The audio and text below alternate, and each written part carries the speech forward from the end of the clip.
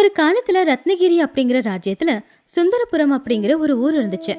அந்த ஊர்ல தான் வீரையா அவனுடைய மனைவியான ரங்கம்மா 2 பேருமே வாழ்ந்துகிட்டு இருந்தாங்க. அந்த ராஜ்யத்துல 3 வருஷமா மழை பெய்யாததுனால வறட்சி வந்திருந்துச்சு. ஒரு நாள் வீரையா வீட்டுக்கு பின்னாடி இருக்கிற தோட்டம் காஞ்சி போனதை பார்த்து பெருமூச்சு விட்டான். பாத்தியா ரங்கம்மா, செடி கொடின்னு எல்லாமே காஞ்சி போச்சு. பறவைங்களுக்கு தேவையான உணவு கூட இங்க கிடைக்க மாட்டேங்குது. ஆமாங்க, வீட்ல இருந்த அரிசி எல்லாமே தீந்து போச்சு. நாளையில இருந்து நாம 2 பேரும் பட்னியா தான் இருக்கணுங்க.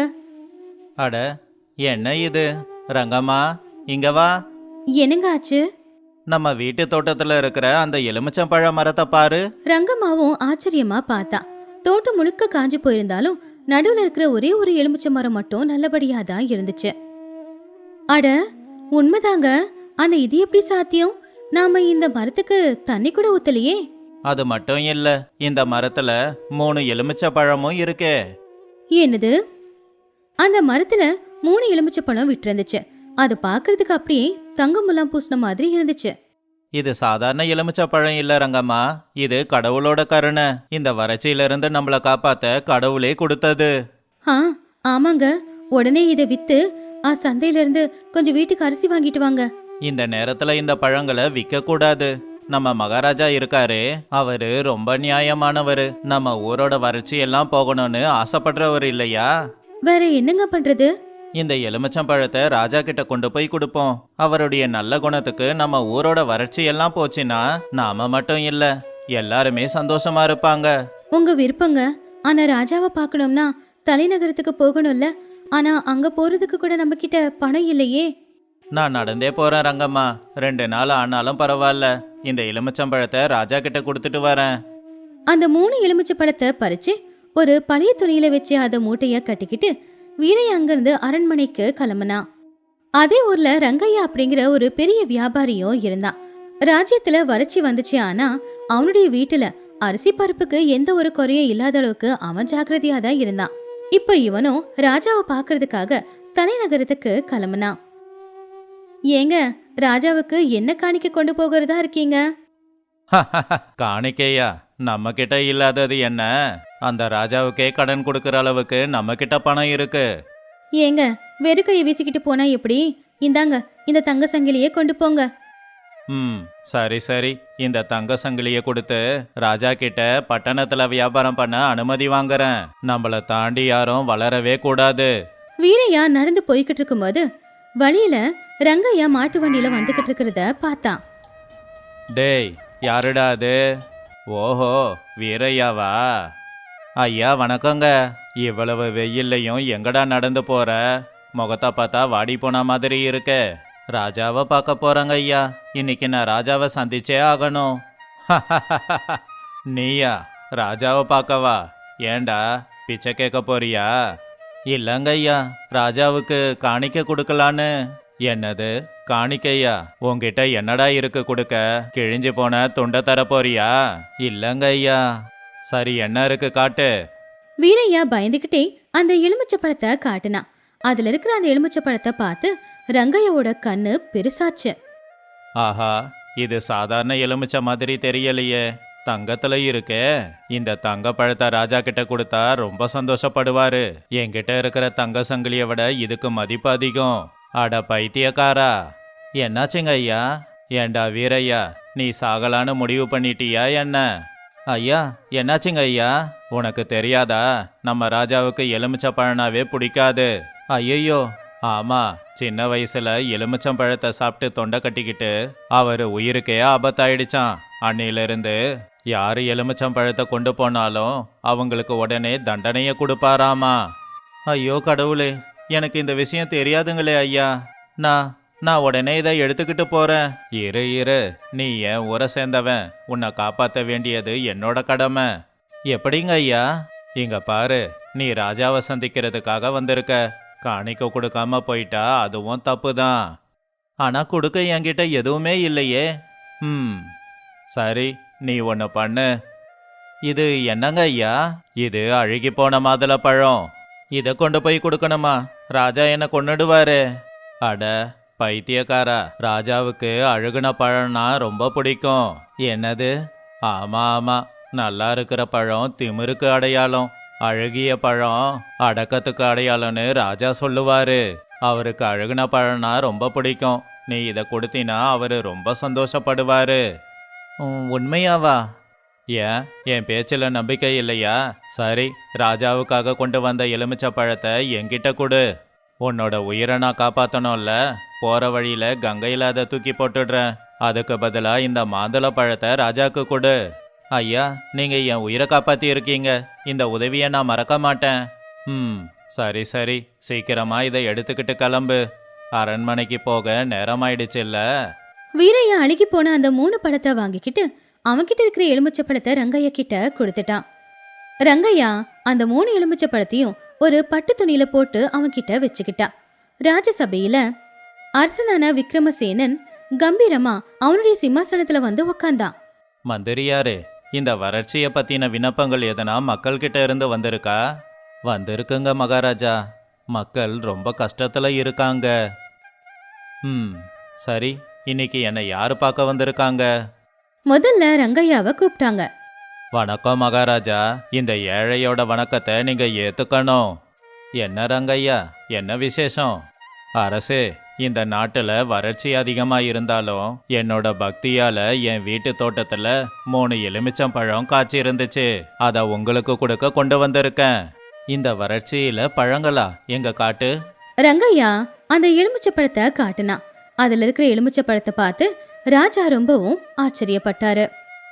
அதிசயம், இது எலுமிச்சப்பழம் மாதிரி இல்லையே, தங்க மாதிரி ஜொலிக்குதே. உண்மைதான் அரசே, மனமும் நல்ல மனம்தான் வருது. உங்களை மாதிரி ஒருத்தர் அரசாளும் போது இந்த மாதிரி எலுமிச்சை விளையாதா என்ன? சரி ரங்கையா, நீ கொடுத்த காணிக்க எனக்கு பிடிச்சிருக்கு. உனக்கு என்ன வேணும் அதை கேளு. அரசே, எனக்கு பெருசா ஆசையெல்லாம் எதுவும் இல்லை.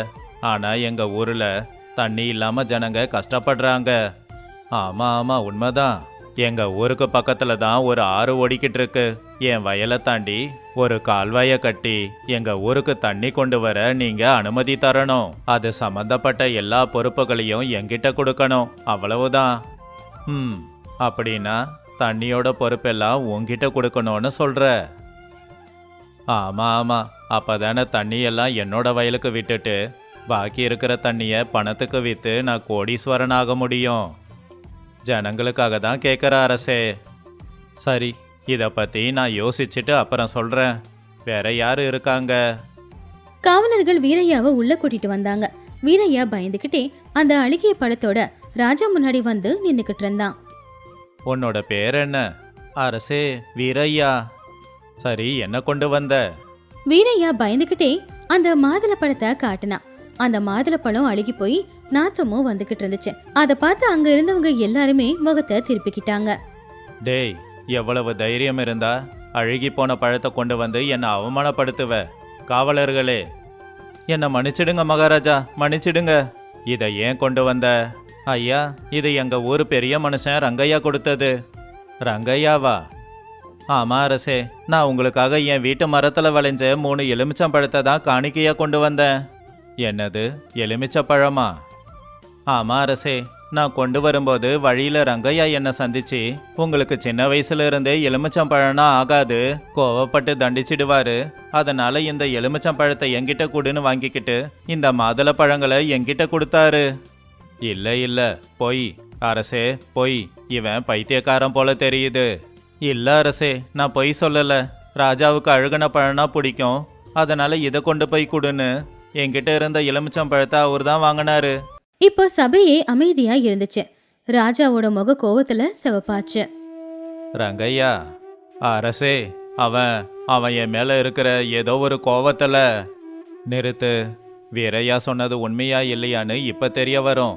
ராஜா அவருடைய மந்திரி கிட்ட, மந்திரியாரே, ரங்கையா கிட்ட இருக்கிற எலுமிச்சம்பழங்களை இங்க கொண்டு வாங்க. மந்திரி அந்த எலுமிச்சை பழத்தை கொண்டு வந்து ராஜா முன்னாடி வச்சாரு. இது உன்னோட தோட்டத்துல விளைஞ்சதுன்னு சொன்னல? ஆமா ஆமா அரசே, இதுல என்ன இருக்குன்னு பாப்போம். ராஜா முதல் எலுமிச்சை பழத்தை வெட்டினாரு. அதை வெட்டின உடனே அதுக்குள்ள இருந்து கருப்பு புகை வெளியில வந்துச்சு. அந்த புகை அந்த சபை நிறைஞ்சு போச்சு. என்ன ரங்கையா, என்ன இது? இதுக்குள்ள இருந்து ஏன் புகை வருது? அது தெரியாதுங்க ஐயா. அது வந்து ரெண்டாவது. ராஜா ரெண்டாவது பழத்தை வெட்டினப்போ அதுக்குள்ள இருந்து சின்ன சின்ன புழு பூச்சி எல்லாம் வெளியில வந்து ராஜாவை சுத்தி அது ஓட ஆரம்பிச்சுது. சீச்சி, இதுதான் உன் காணிக்கையா? மன்னிச்சிடுங்க அரசே, எனக்கு தெரியாம நடந்துடுச்சு. மூணாவதையும் வெட்டுங்க. மூணாவது பழத்தை வெட்டின உடனேயே அதுக்குள்ள இருந்து பயங்கரமான நாத்தம் அடிக்க ஆரம்பிச்சுது. அதை யாராலையும் தாங்கிக்கவே முடியல. துஷ்டனே, உன் மனசு என்ன அப்படிங்கிறது இந்த எலுமிச்சம்பழத்தை வெட்டும் போதே தெரியுது. வீரையாவோட எலுமிச்சம்பழங்களை கொண்டு வந்து கொடுத்து நீ அனுமதி வாங்க பாக்குறியா? ரங்கையா ராஜாவோட கால்ல விழுந்தான். வீரையா, அரசே, உன்னுடைய நேர்மை எனக்கு பிடிச்சிருக்கு. சரி, என் காணிக்க அது அழுகி போயிருக்குங்களே. நேர்மையானவன் கொடுத்தா மண்ணு கூட அமிர்தமா மாறும்னு சொல்லுவாங்க. அதையும் பாப்போம். மந்திரி, அந்த பழங்களை வாங்கி வெட்டி பாருங்க. மந்திரி மூக்கு மூடிக்கிட்டு முத பழத்தை வெட்டினாரு. அப்படி வெட்டின உடனே அந்த சபை முழுக்க ஒரு நல்ல மனம் பரவ ஆரம்பிச்சுது. அது மட்டும் இல்ல, அந்த பழத்துக்குள்ள நிறைய வைரங்களும் வந்து கொட்டுச்சு. அடுத்தது மந்திரி ரெண்டாவது பழத்தை வெட்டினாரு. அது முழுக்க தங்க காசு தான் இருந்துச்சு. மூணாவது. மந்திரி அந்த மூணாவது பழத்தையும் வெட்டினாரு. அதுக்குள்ள இருந்து எல்லாரும் குடிக்கிற மாதிரியான சுத்தமான தண்ணி ஆறா ஓட ஆரம்பிச்சுது. அதிசயத்தை பாத்தீங்களா? வீரையா கொண்டு வந்த 3 எலுமிச்ச பழமும் ரங்கையா கையில போன உடனே அவனுடைய குணத்துக்கு ஏத்த மாதிரி கெட்டுதான் போயிருக்கு. ஆனா வீரையாவோட நல்ல குணத்துக்கு அழுகி போன பழங்கள்ல இருந்தும் வைரங்கள் கொட்டுது. அந்த தண்ணி வெளியில வந்த உடனே ஆகாயத்துல இடி மின்னல் சத்தத்தோட பயங்கரமா மழை பெய்யவும் ஆரம்பிச்சுது. மழை வறட்சி போயிடுச்சு. வீரையா, உன்னுடைய நேர்மையால தான் நம்ம ராஜ்யத்துல இருந்த வறட்சி போயிருக்கு. அரசே, காவலர்களே, இந்த ரங்கையாவை சிறையில் அடைச்சி வைங்க. இவனுடைய சொத்துக்கள்ல பாதி சொத்தை வீரையாவுக்கு எழுதி கொடுங்க. ஐயோ அரசே வேண்டாம். வீரையா, இன்னையிலிருந்து சுந்தராபுர கிராமத்துக்கு நீ தான் அதிகாரி. நீ கொடுத்த இந்த 3 எலுமிச்ச பழங்களால இந்த ராஜ்யத்துக்கு ரொம்ப பெரிய நல்லது நடந்திருக்கு. அதுக்காக நான் உனக்கு தர சின்ன பரிசு இது. வீரையா ராஜாவுக்கு நன்றிய தெரிவிச்சான். அவனுடைய நேர்மைக்கு தகுதியான பரிசு கிடைச்சிருந்துச்சு. இப்ப அந்த ராஜ்யமே செல்வ செழிப்பா இருந்துச்சு.